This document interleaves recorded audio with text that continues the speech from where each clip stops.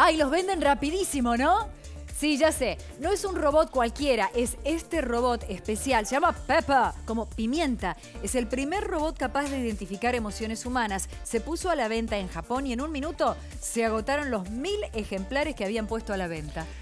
Y vamos a ver a Marchesín, ahí lo tenemos. Hace un ratito llegó a Chile. El arquero que va a reemplazar a Andújar. En la red social, un histórico de la Celeste y Blanca lo felicitó. Todo lo mejor para Agustín Marchesín con la chance que se le abrió en la selección. A disfrutar y adquirir conocimientos. ¿Quién dice? El Pato Filiol, señores, ni más ni menos.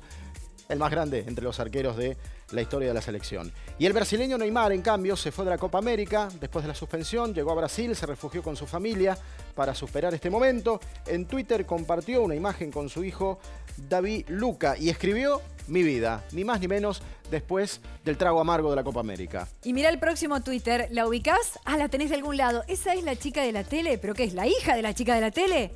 Lo que pasa es que estamos acostumbrados a ver a esta mujer, Sofía Vergara, producida y maquillada. Pero ella mostró esta foto sin una gota de maquillaje en su cuenta de Twitter y rápidamente se convirtió en tendencia. Hoy reconocible, la hija parece, ¿no? Hermosa maquillada, pero así al natural es preciosa también. Parece una chica de 20 años. Una más, a ver.